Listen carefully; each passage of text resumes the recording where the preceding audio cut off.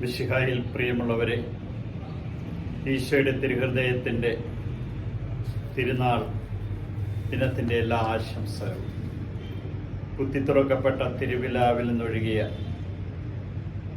സ്നേഹത്തിൻ്റെ തിരുനാളാണ് തിരുഹൃദയ തിരുനാൾ. നമുക്ക് വേണ്ടി സ്നേഹം ഒഴുക്കിക്കൊണ്ട് എല്ലാം നൽകി സ്വയം ശൂന്യമാക്കിയ യേശുവിൻ്റെ തിരുനാളാണിന്ന്. ഈശോയെ, എൻ്റെ ഹൃദയം അങ്ങയുടെ തിരുഹൃദയം പോലെ ആക്കണമേ എന്ന് നമ്മൾ പറയാറുണ്ട്. എന്നാൽ എത്രമാത്രം ആത്മാർത്ഥതയോടുകൂടിയാണ് ആ പ്രാർത്ഥന ചൊല്ലുക. തിരുഹൃദയത്തിൻ്റെ തിരുനാൾ ആഘോഷിക്കുമ്പോൾ നമ്മളെ ഓരോരുത്തരെയും ഓർമ്മിപ്പിക്കുന്ന ഒന്നാണ്, കൊടുത്ത് ഇല്ലാതായ ഹൃദയമാണ് ഈശോയുടെ ഹൃദയം.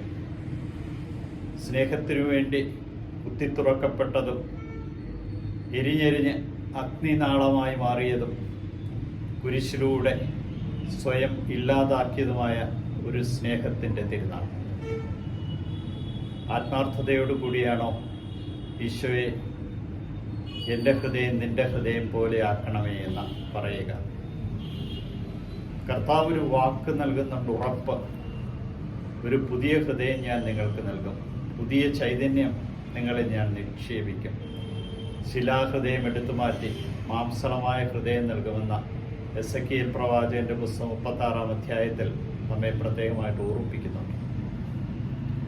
ഈ വാഗ്ദാനം പാലിക്കുവാൻ നാം ഓരോരുത്തരും ഈശോയെപ്പോലെ സ്വയം ശൂന്യവൽക്കരിക്കുവാൻ തയ്യാറാകും.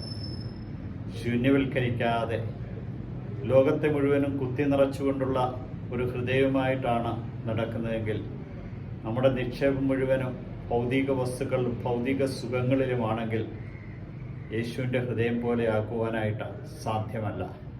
അത് ശിലാഹൃദയമായിട്ട് തന്നെ ഇരിക്കും. ഒരിക്കലും പുതിയ ചൈതന്യം അതിൽ കുടികൊള്ളുവാനായിട്ട് സാധ്യമല്ല.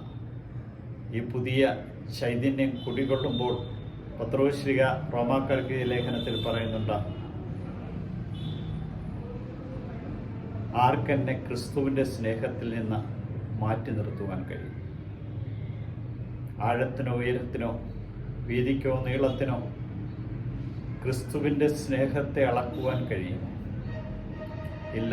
ആ സ്നേഹത്തിൻ്റെ നിറവ് അളക്കുവാൻ ആർക്കും കഴിയില്ല. കൊടുത്ത് തീർന്ന പിതാവിൻ്റെ സ്നേഹത്താൽ എരിഞ്ഞ ഒരു ഹൃദയമാണ് യേശുവിൻ്റെ ഹൃദയം.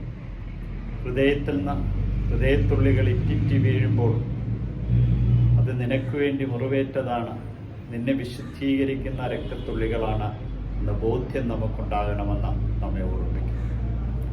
ഇന്ന് പ്രത്യേകിച്ചും ഈ തിരുനാൾ ആഘോഷിക്കുമ്പോൾ നമ്മുടെയൊക്കെ ഹൃദയങ്ങൾ ഒന്ന് പരിശോധിക്കുന്നത് നല്ലതായിരിക്കും.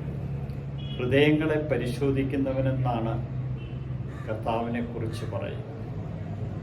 ഹൃദയം വളരെയേറെ ദുഷ്ടതയുള്ളതാണെന്ന് നമ്മെ ഓർമ്മിപ്പിക്കുന്നുണ്ട്. അത് ആ ദുഷ്ടതയേറിയ ഹൃദയം ആണ് നിൻ്റെതെങ്കിൽ നിനക്ക് ക്രിസ്തുവിൻ്റെ ഹൃദയത്തോട് യാതൊരു അടുപ്പവുമില്ലെന്ന് ഓർമ്മിപ്പിക്കുന്നുണ്ട്. ഇന്ന് പ്രത്യേകിച്ചും ദൈവസ്നേഹത്തിൻ്റെ ആ പൂർണ്ണതയിലേക്ക് വിളിക്കുമ്പോൾ യേശുവിൻ്റെ സ്നേഹവും ഹൃദയലാളിത്യവും കൊടുക്കുവാനുള്ള മനസ്സും സ്വാർത്ഥതയില്ലാത്ത നിഷ്കളങ്കമായ സ്നേഹത്തിലേക്കുള്ള ഒരു വിളിയാണ് നിനക്കുള്ളതെന്ന ബോധ്യമുണ്ട്. നമ്മുടെ ചുറ്റുപാടുകളൊക്കെ ഇന്ന് നോക്കിയാൽ കാപട്യം നിറഞ്ഞ സ്നേഹമാണ് കാണുവാൻ കഴിയുക.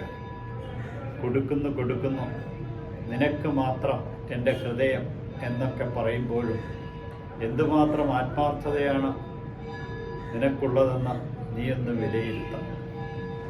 ഞാൻ എൻ്റെ മകനെ സ്നേഹിക്കുന്നു, ഞാൻ എൻ്റെ ഭർത്താവിനെ സ്നേഹിക്കുന്നു, ഞാൻ എൻ്റെ മകളെ സ്നേഹിക്കുന്നു. അപ്പോഴും ഞാൻ പറയാറുണ്ട്, ഞാൻ മടുത്തു, സ്നേഹം കൊടുത്തു മടുത്തു എന്നൊക്കെ പറയുകയാണെങ്കിൽ ആ ക്രിസ്തുവിൻ്റെ സ്നേഹത്തിനോട് അടുത്തുപോലും നാം വന്നിട്ടില്ല എന്നറിയണം. നീ കൊടുത്തു തീരുമ്പോഴേ നീ സ്നേഹത്തിൻ്റെ ഒരു പ്രതീകമായിട്ട് മാറൂ എന്ന് ഇന്ന് നമ്മെ ഓർമ്മിപ്പിക്കും. ഈ തിരുനാളിൽ നമ്മെ ഓർമ്മിപ്പിക്കുന്നത് തന്നെയാണ്. ഇന്ന് നമുക്കറിയാം, ഒറ്റ ഹൃദയവും ഒരേ മനസ്സുമായിട്ട് തീർന്നവർ തമ്മിൽ വേർപിരിയുന്നത് കൊലപ്പെടുത്തുന്നത്, ഇല്ലാതാക്കുന്നത്, വെല്ലുവിളിക്കുന്നത്. ഈശോയുടെ ഈ തിരുഹൃദയ തിരുനാളിൽ നമ്മെ ഓർമ്മിപ്പിക്കുന്നത് തന്നെയാണ്, നീ കൊടുത്ത് കൊടുത്തില്ലാതാകുന്ന ഒരു സ്നേഹത്തിൻ്റെ പ്രതീകമായി നീ മാറും. കൊടുത്തു കൊടുത്ത് തീർന്നുകൊണ്ട് അപ്പമായി മാറിയവനാണ്. ഇന്നും കൊടുക്കുവാൻ വേണ്ടി അപ്പമായി തീർന്നവനെ പോലെ നാം ഓരോരുത്തരും അത്ര ചെറുതായെങ്കിൽ മാത്രമേ എരിഞ്ഞെരിഞ്ഞൊരു മെഴുകുതിരി പോലെ ഇല്ലാതാകുമ്പോഴാണ് ഈ ഹൃദയത്തിൻ്റെ നിറവ് നമുക്ക് ലഭിക്കുക. ഈശോയുടെ തിരുഹൃദയത്തെ പ്രതിഷ്ഠിക്കപ്പെട്ടിരിക്കുന്ന നമ്മുടെ കുടുംബത്തിൽ ഈ നിറവ് നമുക്ക് ലഭിക്കുവാൻ കഴിഞ്ഞുവോ? പകർന്നു കൊടുക്കുവാൻ കഴിഞ്ഞുവോ? ശുശ്രൂഷിക്കുവാൻ കഴിഞ്ഞുവോ? പകരം ചോദിക്കാതെ, പ്രതിഫലം ആഗ്രഹിക്കാതെ, യേശുവിനെ പോലെ സ്വയം ശൂന്യവൽക്കരിച്ചുകൊണ്ട് ഈ തിരുനാള് ഒരനുഗ്രഹത്തിൻ്റെ തിരുനാളാക്കി മാറ്റാം. മുറിവിൽ നിന്ന് പകർന്നു കൊടുക്കുന്ന സ്നേഹം, സ്നേഹത്തിൻ്റെ തൈലം നിൻ്റെ ഹൃദയത്തിൽ നിന്നൊഴുക്കി മറ്റുള്ളവരെ സൗഖ്യപ്പെടുത്തുന്ന ഒരു ഹൃദയത്തിനുടമയായി മാറുവാൻ ദൈവം നിന്നെ സഹായിക്കട്ടെ. ഈ തിരുനാളിൻ്റെ എല്ലാ ആശംസകളും അനുഗ്രഹങ്ങളും ഈശോയുടെ തിരുഹൃദയമേ, എൻ്റെ ഹൃദയം അങ്ങയുടെ തിരുഹൃദയം പോലെ ആക്കണമേ.